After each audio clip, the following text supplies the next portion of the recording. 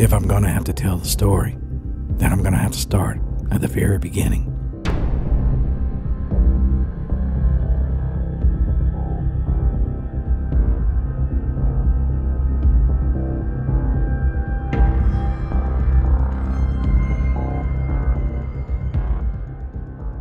By all accounts, Groven and Columbus Adair were known as ruthless and tough men in the mountains of North Carolina and East Tennessee. The brutal crime spree that these two brothers committed during the 1870s would have made outlaws like Frank and Jesse James, or even Billy the Kid, take shelter in their homes and peep out of their windows in awe. Yet, you won't see these boys splashed across the Hollywood movie screens or sensationalized in the press, because some crimes are so disturbing and unsettling that they've never been told until now.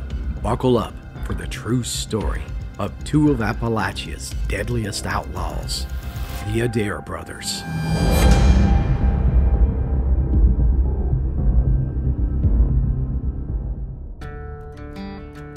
In the days before the turn of the century, hanging was the penalty for the most egregious crimes committed in Appalachia.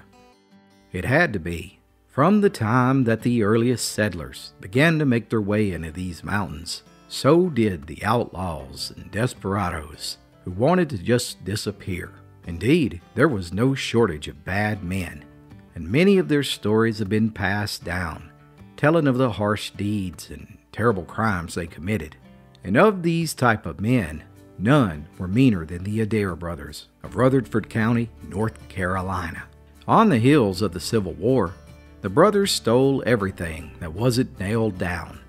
They burned the homes of their rivals and routinely sought the counsel of gunpowder and hot lead for any man who tried to stop them. The chaos of the war had turned the entire county on its heels. With Confederate money now worthless, land and business owners no longer maintained their stronghold on politics or law enforcement.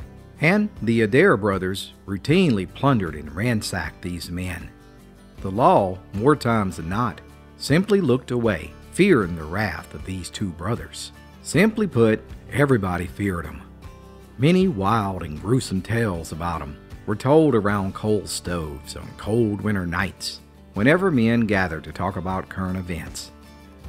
Yet, for all their crimes, it was the horrible events of April 26, 1871, one of the most horrible outrages that's ever shocked human ears, that in the years that followed, folks never uttered their names in public again, and old-timers would simply say, "We don't talk about that anymore." It all started with a barrel of whiskey. On April 25th, the Adair brothers, along with their brother-in-law, Martin Bernard, had broken into a general store and stole a barrel of apple brandy. They quickly made their way to McDowell County, where they intended to conceal the stolen loot on Rutherford Mountain. And as the brothers were hiding the blockade liquor, they heard a noise in the distance, and within a few moments, a stranger emerged from the thick laurel bushes. Quickly surveying the scene, the stranger knew that he was in the wrong place at the wrong time. So he took off running through the forest. Now this man was Silas Weston, a simple farmer, a God-fearing man, who had been out squirrel hunting when he stumbled upon the Adair outlaws. Weston lived about a mile away, in a primitive log cabin, with his wife Polly and their 4 children. Silas was known throughout the area as an honest, hard-working man who would help anyone out, and was a regular down at the Otter Creek Baptist Church. And, truth be told, Silas hadn't even seen anything when he stumbled upon the Adair boys, and he had no idea about the stolen booze either. But what he didn't know was that the two brothers had spent the rest of the afternoon tracking Silas all the way back to his cabin, and there they hid at the edge of the woods, watching and waiting for nightfall. On the evening of April 26, 1871, Groven and Columbus Adair, along with their brother-in-law, Martin Bernard, had surrounded Silas Weston's cabin. Inside, Silas was saying the blessing for the evening supper, when strangely, the dog began barking violently outside. That's when Polly arose and went to look between the log walls, where the chinking was missing, so she could get a look at what was going on outside. And no sooner did she put her eye against the hole, when an explosion of gunfire erupted, shooting her right through the eye at point-blank range from the other side of the wall. With a wild scream, Polly fell backwards to the floor, and in that same moment, the front door was kicked open, as the two brothers immediately opened fire on Silas, who was still seated at the dinner table. Within moments, 2 balls of hot lead had been shot through him as he crashed face first into the dinner table. The cabin was full of blood-curdling screams from the children, who were running and trying to hide behind furniture, as Polly, who was bleeding to death, crawled out of the kitchen towards the bedroom where her infant baby was sleeping. One by one, the killers tracked down each child in the cabin, shooting them point blank in the head. And after the echoes of gunshots went quiet, there were only the sounds of Polly crying in the bedroom and the sound of boots walking towards her. Complete hell on earth had just erupted in the cabin, but the nightmare wasn't over for Polly. Hearing their footsteps, Polly tried to slide under the bed, desperately, but one of the brothers grabbed her foot and pulled her out, and then he pulled his pistol and pointed it at her head and squeezed the trigger. But the gun didn't fire. But if Polly thought that this was the miracle that she had been hoping for, she couldn't have been any more wrong, as both brothers pulled out their knives and began stabbing her over and over, all in her throat and torso, until her body stopped moving. This wasn't an ordinary crime by any means. This was an absolute thirst for blood. The two brothers turned their attention to the last living soul in the house, the one that Polly had tried so desperately to reach, her infant son, who, despite all that had just taken place, was smiling and reaching his arms out to be picked up when the two murderers stood over his crib. But the look on their face wasn't human. It was pure evil, as one of them took his knife and slit the baby's throat. 6 lifeless bodies lay on the bloody floor. The husband face down on the table, the mother haggled into pieces on the floor, and the children, still in their night clothes, laying where they fell. The men quickly set out to cover their tracks. They began piling bedding and clothing on top of Polly's body, and they threw a burning pine knot on it, setting it ablaze. As they mounted their horses and made their getaway, they had stolen nothing. They had simply murdered for wicked pleasure. Yet, somehow, Polly was still alive. Perhaps it was her dress on fire that woke her up, but she managed to roll on the floor and put herself out. As the flames were quickly spreading throughout the cabin, Polly went to each family member and touched them, looking for any signs of life, but she found none, until she heard her baby gurgling. He was still alive. She grabbed him and crawled out of the cabin as far away as she could in the yard before she passed out from a severe loss of blood.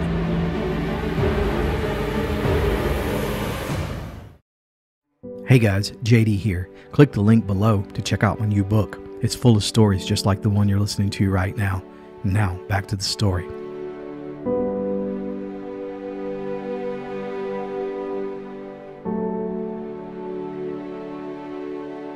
The closest neighbors lived nearly 3 miles away and had seen the light of the fire in the night sky. Yet, when they arrived in the morning, the entire house was ashes, with the remains of 4 human bodies. Lying 20 yards away at the bottom of a ditch, they found Polly, still holding onto her baby, in critical condition, but alive. Polly was immediately able to identify all 3 of the killers, and when the sheriff first went to arrest the 3 men, he told them that Polly had lived, and one of the brothers was completely astonished and involuntarily replied, "There's no way that bitch is still alive." Wagging tongues quickly spread the news of the murders all over the area, and soon national, and even international newspapers ran the story across the entire world. The talk of lynch mobs taking justice into their own hands was rampant as the law pleaded for patience to let the wheels of justice handle the situation. But the pressure was so immense from the mountain men that the authorities had to move the 3 men to Henderson County, North Carolina, where they awaited trial for the murders.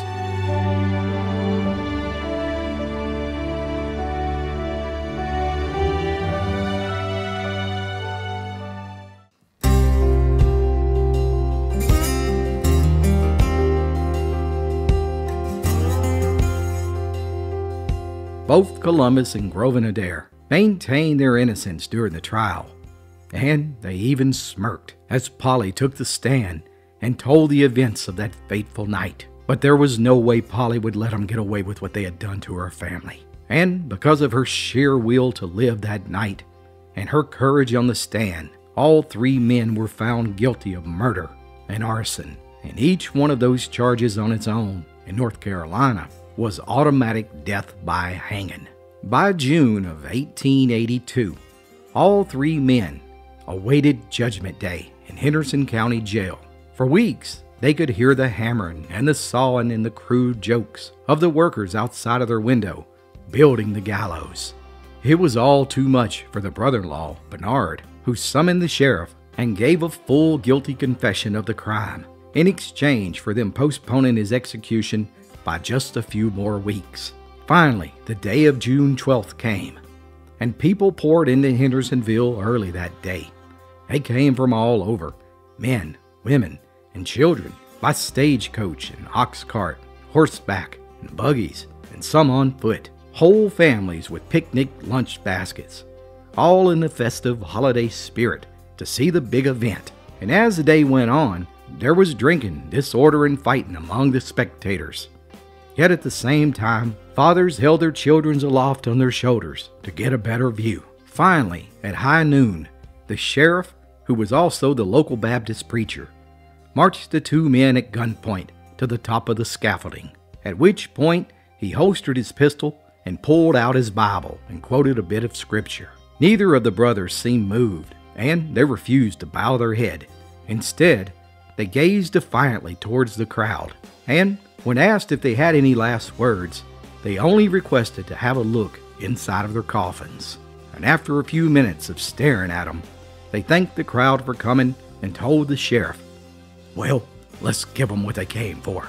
With that, the notorious Adair brothers fell through the trap doors and landed on the other side of eternity.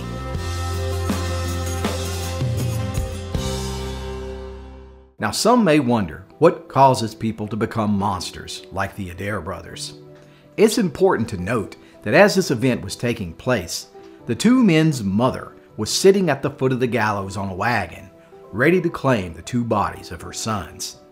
Yet the entire time they were giving their speeches, she was complaining the whole time that the event was taking too long because she needed to get back home to wash some clothes. But perhaps the greatest mystery and irony of this entire story happens next.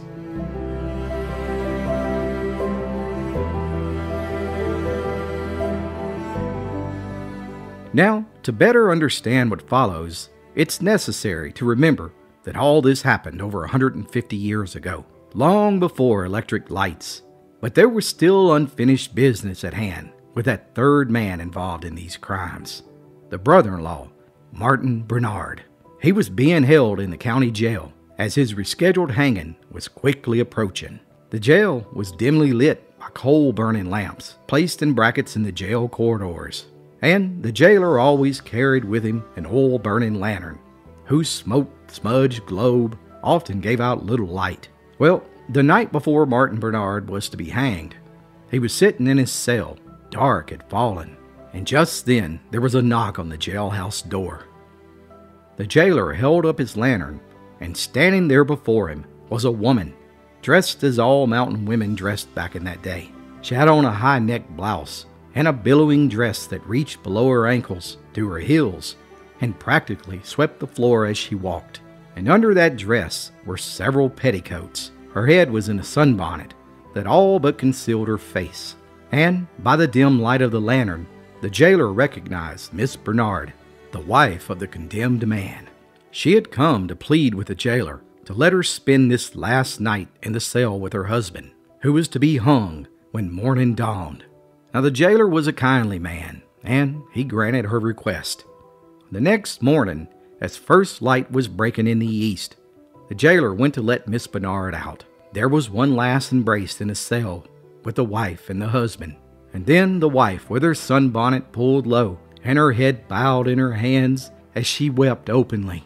She followed the jailer down the corridor outside and then disappeared around the corner. An hour or so later, the jailer took the last breakfast to the doomed man's cell, and sitting on the side of the cell cot, dressed in man's clothing, was Miss Bernard, who the jailer thought he had let out of jail an hour earlier. Turns out the crushed, weeping figure that he had walked out of the jail was in fact Martin Bernard. The husband and the wife had swapped clothing during the night, and Bernard's friends had a horse waiting for him, and he made good on his escape all the way to Texas, where his wife rejoined him several months later, and they were never seen again.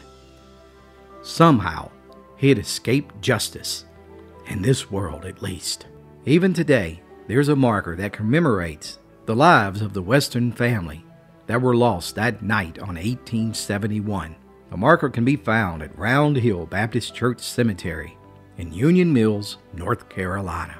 May the Weston family rest in peace.